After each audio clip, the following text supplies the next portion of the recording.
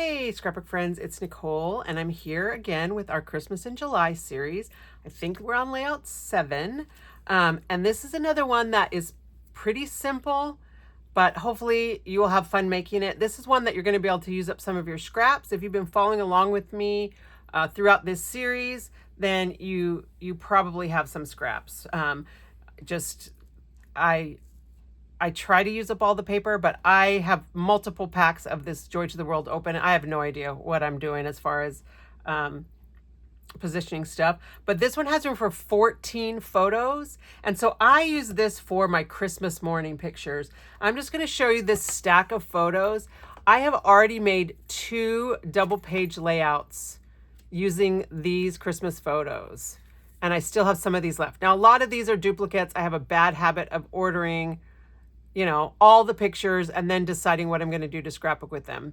But I like to put a lot of pictures. I like to take a lot of pictures on Christmas morning. I like that my kids have gotten pretty well trained that they take pictures, so I'm actually in some of the pictures. I've had to remind them every Christmas, but it works. So for this one, we're going to be using the this aqua stripe paper. I love that this collection has the navy and the aqua in it. I think it makes Christmas a little bit more fun to include something besides just the red and green and gold. But I'm really struggling with using it and feeling Christmassy with it. So we're not actually going to use this side. We're going to use the back side, which I call the letter to Santa paper because it's kind of that old-fashioned handwriting. I don't know if that's what it's supposed to be, but it looks like handwriting paper that you would practice your handwriting in kindergarten. So I thought that would be really fun to use for journaling. I mean, it made it really nice for me to do my journaling on this. So we're going to use this as our base. And then we just need a bunch of 4-inch squares. And you can use whatever 5 papers, designer papers you want that you feel like will go together with this. So I chose to use, for this one, I used some different ones that I'm going to use for the one we're going to make right now, just because of what I have in my sample stash, or in my stash. But I've got all my Joy to the World stuff in a Power Project folder, and you can see, I've made a bunch of layouts, but I still have lots and lots of paper, multiple packs. Colors I love, colors I don't love so much. So hopefully you've got that too.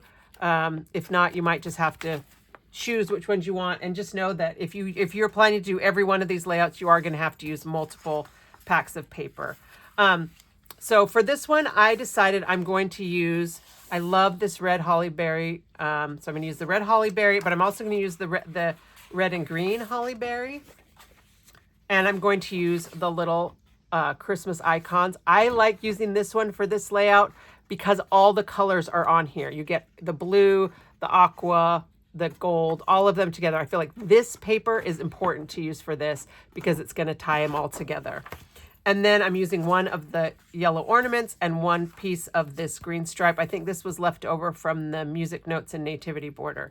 But I'm not doing a great job of keeping up with which papers I'm using for which. So we're going to cut 3 4-inch squares out of each of these 5 colors.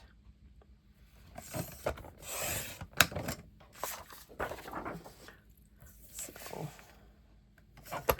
they're holly berries, and I'm going to just go ahead and check this right here.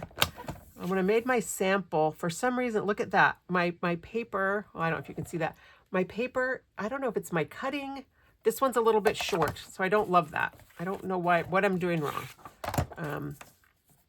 I don't think I can blame the paper.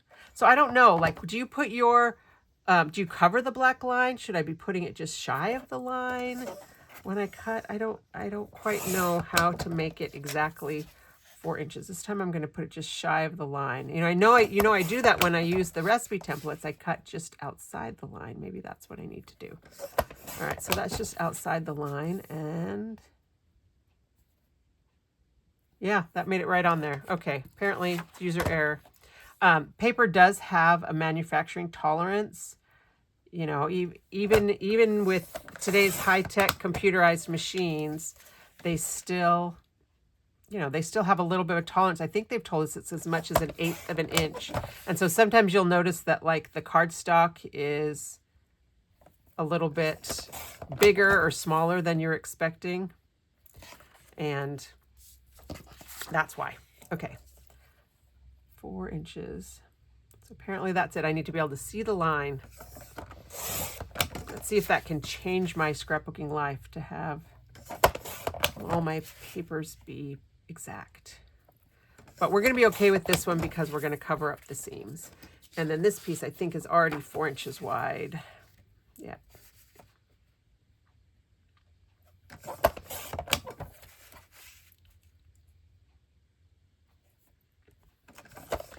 Okay. So there's all my squares. And then I want to just make sure that I position these at random, but not really at random. So first I'm going to take my 2 papers and make sure that the lines are the same. So I'm going to put them so that it's green light, yellow dot, no, sorry, green light, red dot, navy, and not like this. You see, if I put it like this, it doesn't line up all the way down.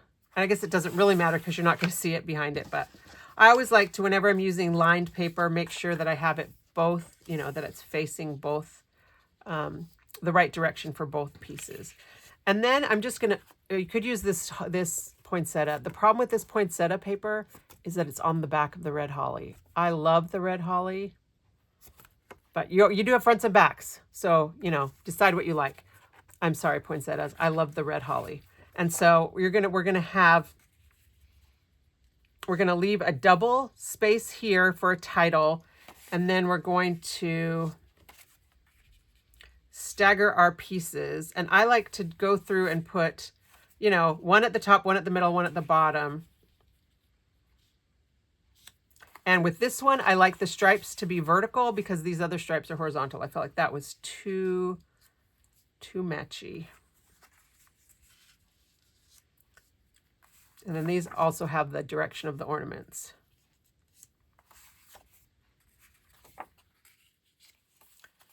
All right, now I'm getting to, oh, I want to leave that one empty. Now I'm getting to kind of the busier papers.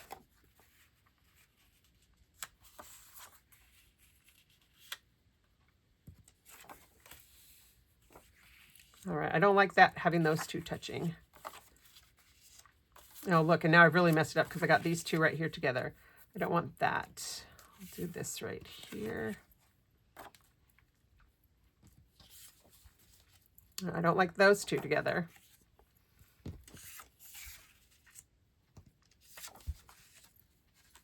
So this is just a matter of playing around till you find a configuration that you like.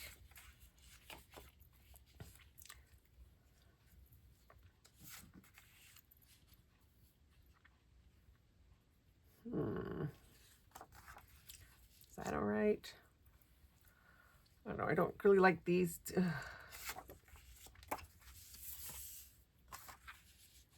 I still got that happening. And I got this happening. I don't like that at all.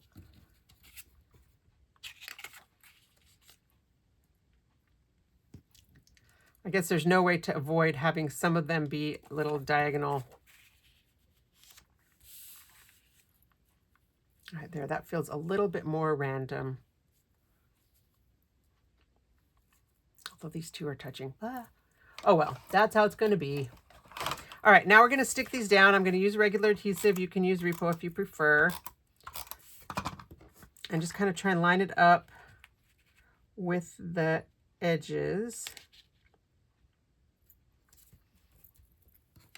But because each of these is basically going to essentially turn into a photo mat, that's why I like to use the permanent. I just want to make sure it stays where it needs to stay. Okay, remember one of these I cut wrong, so you can see that it's not quite the same. It's lined up with that edge so that my shorter edge is here because we're going to be able to cover that up with our little dividing border. So if you end up with a bunch of squares that really aren't the same, you could trim them down as needed. You can overlap when you stick it down, or you can just cover it up when you when you get to that part, because it's just scrapbooking, not, you know, like baking, where if you accidentally put a tablespoon instead of a teaspoon, it's going to ruin everything.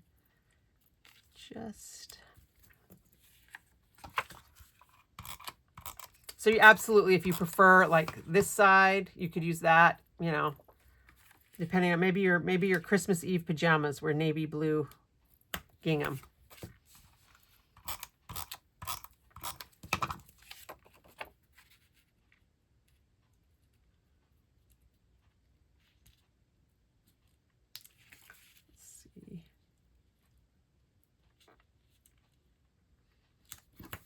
This one also feels like it was a little bit, this feels a little big, so I don't know. Again, that manufacturing tolerance.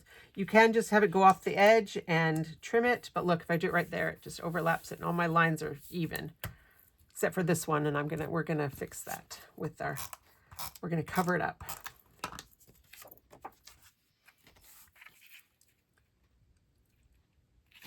So here's the holly.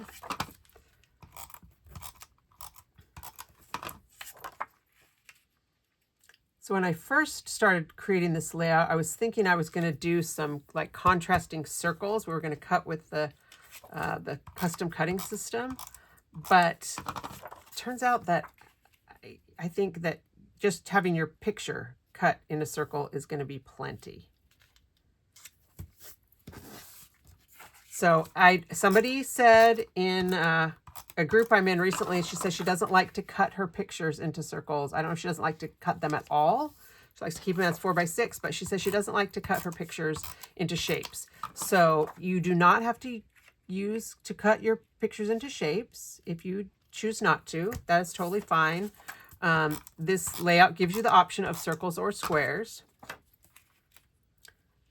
And just know that this is your scrapbook, so you do it the way you like it. And one of the things I love about sketches, like in the virtual crops and stuff, is, you know, I know a lot of people love having the measurements for the sketches. I don't, because I want to be able to make it my own. I think I want the lighter edge in there. I want to, you know, I want the freedom to be able to do what I want. Okay, so now I'm seeing that my edge is a little bit not quite straight. So I'm probably going to take my trimmer and just trim off this edge, but I'm not going to do that right now. So the next thing we want to do, all right, where did I put my sample? Here it is cut our rickrack to go between the squares. If you don't have the double rickrack chain, but you have the old zigzag chain, that would work. If you don't have either one of these, you could just cut like a 1/4 inch strip of paper and put that in between, but I feel like it makes it really nice to define the shapes. So we're going to use this double rickrack chain. This is another one that I think is so super versatile. We have some Border Maker cartridges and border punches that are very specific. You know, we used the music notes and the nativity a little bit earlier in this series. This is one that you can use on anything. You can use this on a baby page. You can use this on a back to school page. You could use this on a beach page. We're going to use it on Christmas.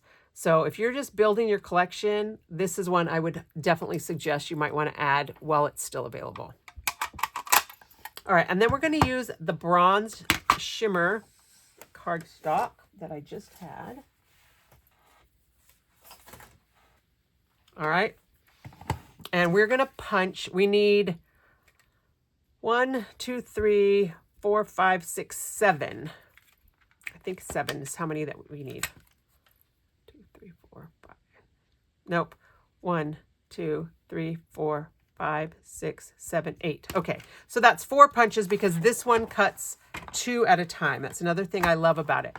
However, this one is a little finicky, and I think it's because I talked about previously that sometimes as you punch these, the paper kind of loses it. Like right now it's holding itself, but as you punch it, it kind of can get tangled up on itself. So what I found with this one made it easier for me to punch and get a complete 12-inch strip was if I staggered my punching. So instead of starting at the top, I'm punching every other punch, okay? And then I'm going to go back and fill in the places that I missed. So if you're ever having trouble with a border maker cartridge that seems like it's getting tangled up on itself, give that a try, because I think it's something to do with, and this is a very hard, heavy duty paper. It's one of our heavier weight shimmers. And you know, I'll do the next one. I'll just punch straight and we'll see if I have a problem. When I was doing it by myself, I just kept getting jammed up. Let's see. Maybe it'll be fine. It's like when you take your car to the mechanic, right? And you say, well, it's making this terrible noise, and it doesn't make a noise for them. So, and again, my paper has a little bit of that tolerance, so it's staying attached, and that's fine. All right, but I still feel a little bit safer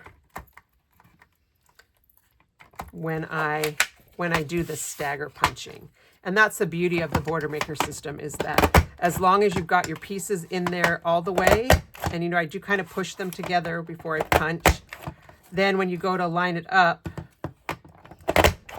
you're gonna you're gonna match perfectly. You can't do this with one of the border punches. You've got to do it their way. All right, that's 2, 4, 6. But with the border maker system, you can skip stuff. You can add, you know, you can alternate. You can put 2 punches together. We're not going to do that with this one, but that's kind of like we did with the music notes and nativity. I think that was layout 2, 4. Maybe that was layout 4.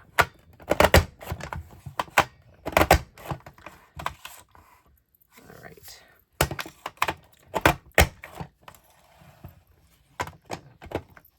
So if you have a border maker cartridge that you're having trouble with that keeps getting jammed up, will you do me a favor and try it like this and see if that makes a difference? Because this is just kind of a working theory in my head that it has to do with the paper losing its, is tensile strength the right word? Because we're cutting out parts of it. So I think I've got some that are some older ones that were, you know, that's creative memories replaced, but you know, I can't bear to throw them away. But they will. If you have something that's constantly jamming, they will totally replace it. But know that our tools only have a 90-day manufacturer's warranty, so you want to do that quickly. All right, so on my last layout where we did the little ornament strings, I showed you this trick, and we're going to do it again, where we're going to take all of our board. Actually, we'll do 3 at a time. I think that's a good number. But if we line these up and just put them in close together, the rickrack will just snug up against itself. Break it apart there at the ends. All right, we'll do 4. And then I'm going to take my repositionable tape, and I'm not going to go all the way down. I'm just going to kind of go across every, inch and a half. I don't know. I'm going a little bit of an angle. I just want to make sure I get nice, good coverage. And I think these are going to go off the edge a little bit because the paper is a little bit longer than 12 inches. So again, we pulled them apart because they kind of stick together now. This is Sachi's idea. And then you want to take, all right, let's see. Let's zoom this in. Sorry, I don't know how my camera got out of whack, but you want to take this and just make sure that you cover up the seam. So if you see right here, I don't want it to do this. I don't want the red to show through. There's like barely a line right here where you can just, it's basically the inside of one of the valleys. Just put the inside of the valley right there along the seam. And this is the one that was a little bit short. So straight would be like this because that was a little bit short, but I'm going to just kind of make this one not quite straight so that I can cover up that so that it looks like it's right there along the edge. Okay, we'll zoom back out. All right, now I've got 3 more of these that are already ready to go. I'm going to go ahead and do this one and run this off the edge.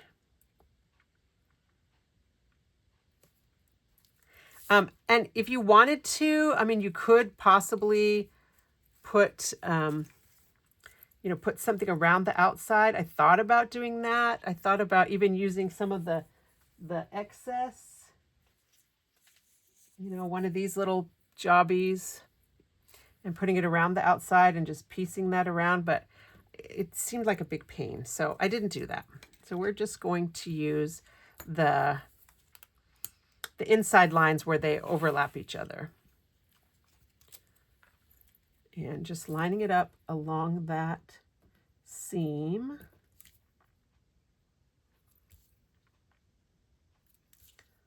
All the way across. And basically this is, it's kind of a patchwork quilt effect. You could use more than 5 papers too in here if you want, as long as they're all from the same collection. I think, all of these pieces are designed to work together. If you want a really crazy, crazy quilt, then, by all means, knock yourself out. And actually I like to cut like this. I like to cut from the back because then I can position my scissors up against the base page and feel like have something to guide my cut. All right, so here's piece 1. And now I'm going to take these other 4 borders that I punched. Again, I'm just kind of pulling those apart where the paper stayed connected.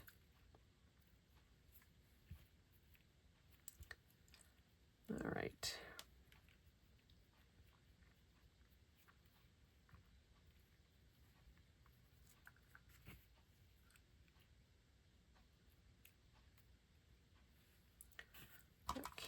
And then we're going to do the same thing again, just about every inch or so. Okay, don't overlap, guys. I mean, you could absolutely go down this way if that's easier for you, but I think I've told you this before. I think one of the reasons that I struggle with the repositionable adhesive is because I feel like I use more of it. I would never take this tape runner and do that. I use little bits. But this one, I often see people, using long stretches or doing the whole length of it. And it just, like the sound of it, I hear it at my crops and I'm just like, oh, that's a lot of adhesive. All right, so now we're going to do this other side. And it's not very hard. It's pretty easy to find that center line, especially because it's straight and because theoretically these little guys are straight. All right, and so then you want to decide what you want to do with your pictures. I mean, if you have bigger pictures, you could even do this same concept with some 6x6 squares and just have 4 6x6 squares, and then you'd only need 2 pieces of this rickrack. But I liked it with the 4x4 just because, that allowed me to get 15 pictures on one double page layout, which I love to be able to do.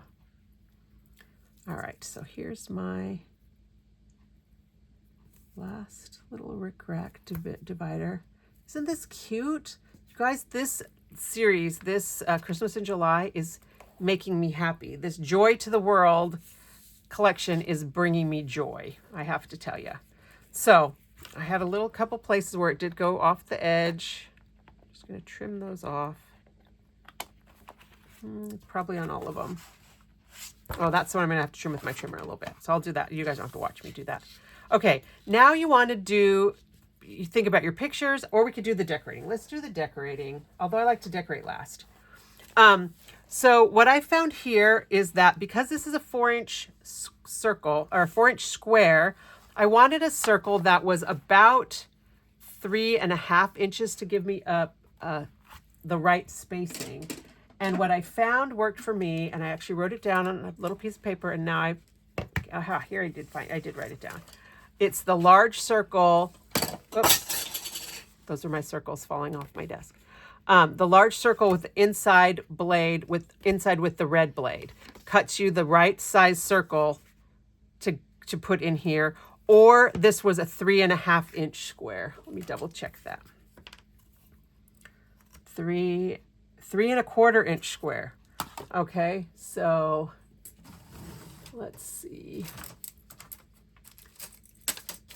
Seriously, I've got to get some Post-it notes that are not hot pink. I had these last time. I meant to find some new ones, but oh, look, here's some yellow ones. Yay. Okay, so you want your circle to be the large circle inside red. And if you have a square, you want it to be a 3 1/4 inch square. All right, and that's going to give you these looks. But what I want to show you is kind of how I decide which pictures are going to work in here. And that's with a sizing template. So that's what this one is right here. You already see this one in front of you. And then I have this one that I made, a 3 1/4 inch square. And I'll link below to my video where I show about how to make these. You know how to make this. You cut with your custom cutting system and then write on it. And I keep these for future reference. So then when I take my stack of pictures, which I just had because I just showed it to you. Okay, apparently I put it in the drawer. Oh, this is a different Christmas. You're going to see these on another layout. But I can take the picture that I want. Oh, this is the Christmas that we did on the other layout. And I can look in here and frame it and decide, okay, this would work in the 3 1/4 inch square, or it would work in the circle. And that just kind of helps me know where I want to position the cuts that I want to make. Oh yeah, see, we use this from a different layout. And so I love having these little sizing templates. I know that Creative Memories for a while was selling some clear plastic squares that you could put over and trace around. I don't like those. I like this. I like to have it a frame that shows me what's going to be, what I'm going to see after I cut versus something that covers up my picture, and then I have to kind of guess exactly where I want this to be. So I love to have sizing frames, and I have them in a whole bunch of sizes that just hang on a hook by my desk. So go through and figure out your pictures, what sizes that you want, how you want to, position those on the layouts, and just do a variety. If you want all squares or all circles, that is totally fine with me, but I really liked having the variety of circles and squares.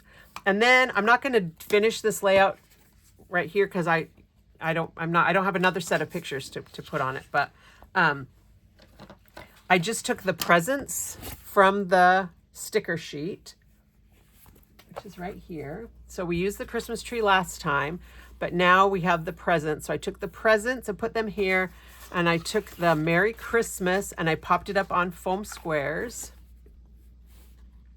Okay, give it a little dimension. And then I took the little bows. There are 1, 2, 3, 4 bows. 4 is the wrong number, right? We know it's supposed to be groups of 3, but I took the bows, even though there are 4 of them, and I just put them on a few of the little junctions, just kind of randomly. So if you want to do that, you can. You could also use some gems. We have the embellishment pack that has the gems in it. That might be fun to put some of this bling at these little junctions. And heaven knows we've got lots of it that you could use on here. All right, and then I used, like I showed you earlier, I used the lines over here to do my journaling, and so I loved that. And you could, if you didn't want to use this Merry Christmas, or you want more of a layout here, you could write, thank you Santa, or something like that. You could even handwrite it. I think that would be really cute to use this like as handwriting paper. Thank you Santa. Although it's not quite handwriting paper because of the way the gaps are a little bit weird. Anyway, there you go. We're going to call this a patchwork quilt Christmas layout because I think that that's what it looks like to me. It reminds me of a patchwork quilt. Go ahead and use your scrap pieces that you have, or you can, cut new paper. The next layout that I have in mind, I think we're also going to be using some scraps and also going to be using some Christmas morning pictures just because I have a lot of those. That's the last few years, all we've really done for Christmas is open presents on Christmas morning, which is fun. I love opening presents on Christmas morning. But here you go. Patchwork Quilt Christmas Layout. So I'll be back again in a few days with another installment. I love your comments. I love your feedback on the things you've seen. I love it when people are sharing their layouts with me in my Nicole's Scrapbook Friends group. I really appreciate those of you who are subscribed to my channel, who've shared my channel with your friends. All of it is just brings me joy, Christmas joy to the world all the time. Brings me a lot of pleasure to know that we are scrapbooking together, even though like we don't know each other. So I feel like I know many of you just from talking to you online and in the comments. So thanks very much. Enjoy your Christmas photos. You could do this again. This could be really cute as a baby layout. Wouldn't this be a fun layout to do? Maybe pictures from a baby shower with all the different gifts that the people have brought, or pictures, when you have a new baby, you take tons of pictures of that new baby. And maybe you have, a few pictures of your baby on your phone, and you want to be able to fit 15 pictures on one double page layout. So this is the way that you can do it, as long as you can crop them down a little bit. All right. Thanks so much. I'll be back again soon, and happy scrapbooking.